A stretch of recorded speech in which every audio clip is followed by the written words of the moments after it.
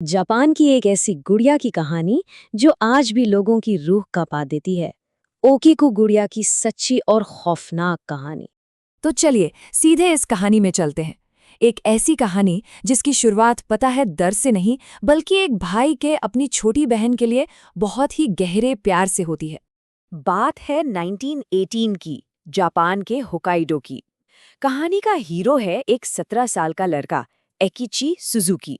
वो अपनी छोटी बहन किकोको के लिए एक तोहफा ढूंढ रहा था। वो भी कोई ऐसा वैसा नहीं, एक बहुत ही खास तोहफा, क्योंकि किकोको 4 साल की जो होने वाली थी। अब देखिए, उनका परिवार कोई बहुत अमीर नहीं था, हालत थोड़ी तंगी थी। लेकिन फिर भी एकीची ने जैसे तैसे पैसे जोड़े और अपनी बहन के लिए वो गुड़िया खरीद ही ली।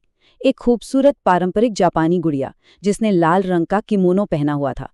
कीकू को तो बस वो गुड़िया भाग गई, इतनी पसंद आई कि वो उसे एक पल के लिए भी खुद से दूर नहीं रखती थी और प्यार से उसका नाम रख दिया ओकीक्यू।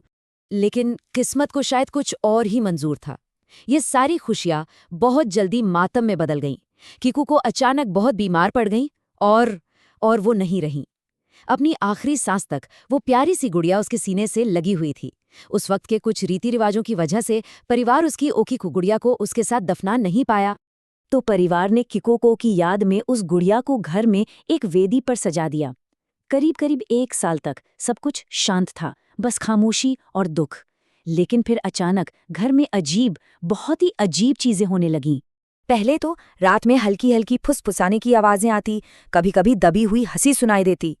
फिर किकुको की बनाई हुई ड्राइंग्स अपने आप फर्श पर बिखरी हुई मिलने लगीं। ये सब तो अजीब था ही, पर असली खौफ ने तो तब दस्तक दी जब परिवार ने गुड़िया में एक ऐसा बदलाव देखा जिसे देखकर सच में किसी के भी रोंगटे खड़े हो जाएं।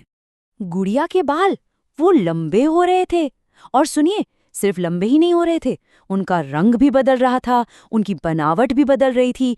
वो बिल्कुल बिल्कुल इंसानी बालों की तरह लग रहे थे। अब सवाल ये था कि आखिर ये हो कैसे रहा था? ये तो नामुमकिन है ना? अच्छा, तो किकुको की माँ को लगा कि शायद ये सब उनका वहम है, उनकी आंखों का धोखा।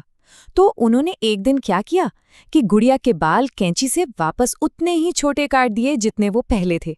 उन्हें जरा भी अंदाजा नहीं था कि ये उनकी जिंदगी की सबसे बड़ी भूल साबित होने वाली थी। एक ऐसी गलती जिसकी बहुत भयानक कीमत चुकानी पड़ी। बस वो बाल काटने की ही देर थी। उस रात के बाद से परिवार के हर सदस्य को खौफनाक सपने आने लगे। घर के अंदर अजीबोगरीब हरकतें इतनी बढ़ गईं कि उनका वहां एक पल भी रुकना दूभर हो गया। उन्हें हर वक्त ऐसा महसूस होता था जैसे घर में उनके अलावा कोई और भी है जो उन्हें देख रहा है। अब तो बस पानी सर से ऊपर जा चुका था। परिवार ने फैसला कर लिया कि इस गुड़िया से छुटकारा पाना ही होगा।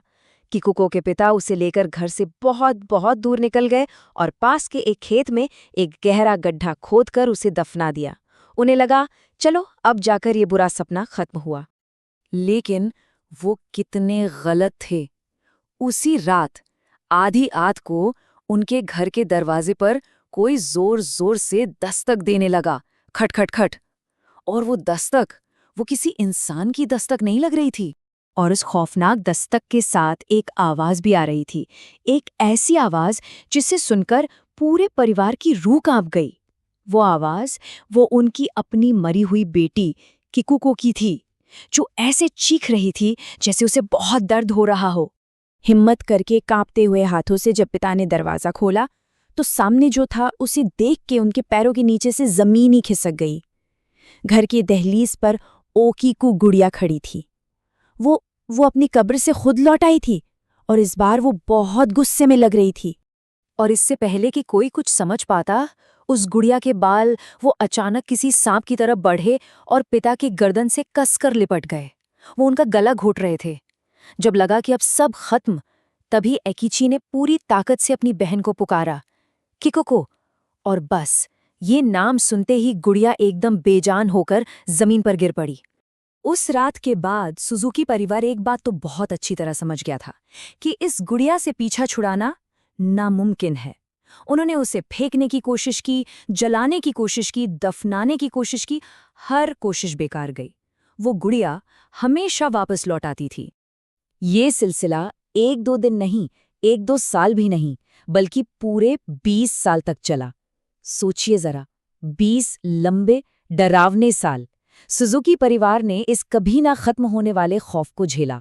उनकी पूरी जिंदगी बस डर के साए में ही गुजर रही थी। खासकर हर साल जब किकुको का जन्मदिन आता तो ये सारी हरकतें और भी ज्यादा खौफनाक हो जाती थीं। उन्होंने मदद के लिए कई पुजारियों से, भिक्षुओं से बात की, लेकिन हर कोशिश का नतीजा उल्टा ही निकलता था। ऐसा लगता था जैसे गुड़िया की बुरी ताकत कम होने की जगह और बढ़ती जा रही है। तो 20 साल के इस कभी न खत्म होने वाले डर के बाद परिवार ने आखिरकार हार मान ली। उन्होंने फैसला किया कि वो अपना घर ही छोड़ देंगे, और जाते जाते एक आखिरी कोशिश के तौर पर उन्होंने उस शापित गुड़िया को होक्काइडो के मानेंजी बौद्ध मंदिर के भिक्षुओं को सौंप दिया। और सबसे हैरान करने वाली बात यह है कि मंदिर के भिक्षुओं ने उस गुड़िया को रखने के लिए हामी भर दी, और वो गुड़िया आज भी लगभग 100 साल बाद भी उसी मंदिर में रखी हुई है। पर रुकिए, कहानी अभी खत्म नहीं हुई है। असली चौंकाने वाली बात तो ये है कि आज भी उस गुड़िया में बदलाव हो रहे हैं। मंदिर के भिक्षुओं को आज भी रेगुलरली उसके बाल काटने पड़ते हैं।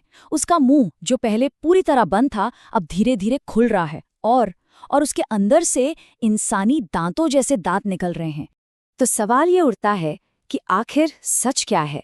क्या उस गुड़िया में किकुको की ही मासूम दुखी आत्मा है, या फिर उस गुड़िया से शुरू से ही कोई भयानक चीज जुड़ी हुई थी? ये एक ऐसा सवाल है जिसका जवाब आज तक किसी को नहीं मिला।